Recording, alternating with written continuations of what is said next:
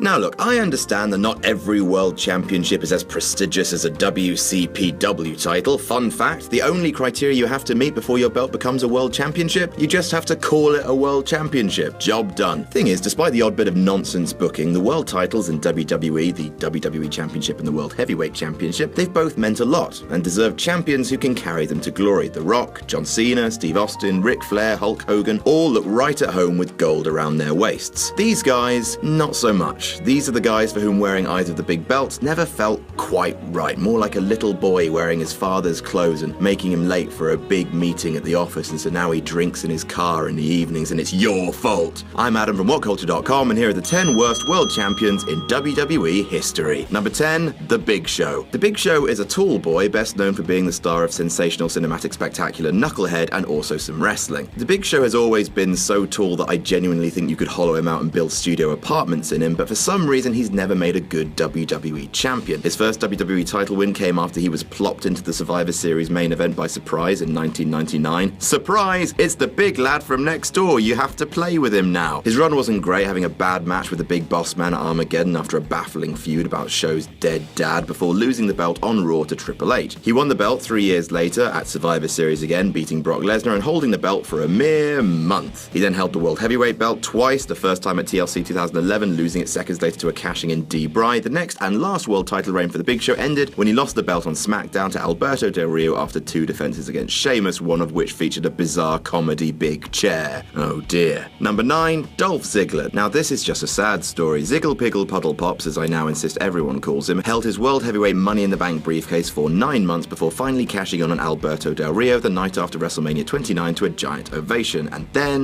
And then he was sidelined with a concussion before a ladder match at Extreme Rules, returned to defend his belt for the first time at Payback when he immediately lost it to Del Rio before failing to reclaim it at Money in the Bank 2013, before shifting into a feud with AJ Lee and Big E. He would never again climb back to World Championship level. Now, several superstars have seen their championship hopes dashed by injury, but at least guys like Daniel Bryan got at least one bloody title defense. Heartbreaking timing. Number 8, RVD. And speaking of awful timing, Robert Van Dam became the first man in the history of everything to be crowned WWE Champion and ECW Champion at the same time. It happened at ECW One Night Stand 2006 and was the feel-good moment of the year, with the most anti-John Cena crowd of all time cheering themselves inside out as the face of Extreme toppled the face of sports entertainment. Things went well for 3 weeks, and then RVD was pulled over with Sabu by policemen. In the car was weed and a bunch of other pills, and just like that, Reverde ended his career high, pun very much intended. He lost the WWE Championship on an episode of Raw, the ECW title the next day on an ECW taping, and then got suspended for 30 days. After a brief 22-day run, RVD never reclaimed either title. Number 7, Diesel. Kevin Nash is a very tall legend of the business. He's too sweet, big, sexy, and daddy cool,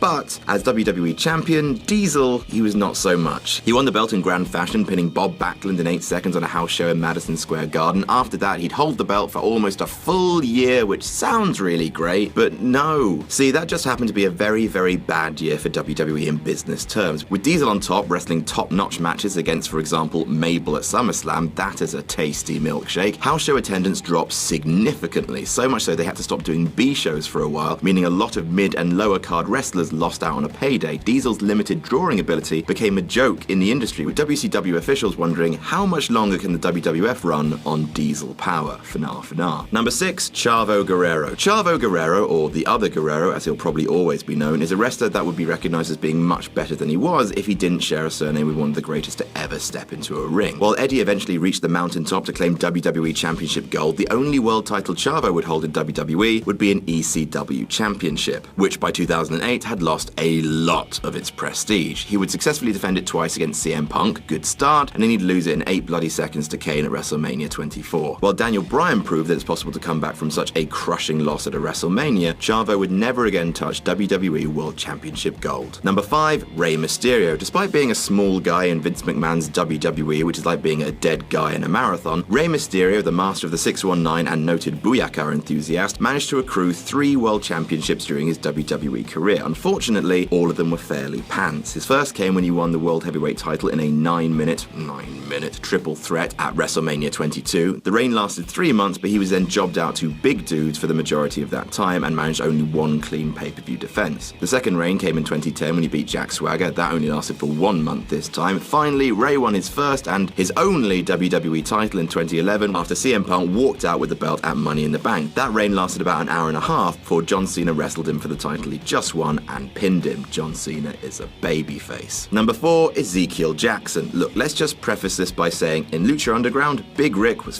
great. However, in WWE, Ezekiel Jackson was a tiny bit of a turd salad. He didn't really have much character, he was just a big, angry dude. And also, it's worth pointing this out, had never been involved in extreme wrestling in his life. Keep that in mind when I tell you that Ezekiel Jackson was crowned the last ever ECW champion. Yep. On the last episode of the WWE ECW reboot, which was at this point pretty much dead in the water, Jackson beat Christian to win his first and only world title in the company. That world title has been held by Sabu, Terry Funk, and Taz. Oh. And then, after being placed on Jackson's shoulders, that world title was immediately retired. He did absolutely nothing with the belt other than rob the veteran Christian of something for his legacy. Boo this man. Number 3, Vince McMahon. Vincent Kennedy McMahon is pure mental. He has the word crazy written on the inside of his heart, and whenever you look directly into his eyes, he robs 1 hour of your lifespan and adds it to his. So of course Vince McMahon made himself a world champion. Not once, sodding twice. The first came when he pinned Triple H on an episode of SmackDown in 1999 as a result of interference from Stone Cold Steve Austin. He would vacate the belt the next Monday on Raw, but at least that provided a classic moment, right? Well, then McMahon was booked to win the ECW championship in 2007, the poor ECW championship. This time, it definitely did not produce a classic moment, and Vince held the belt for a chuffing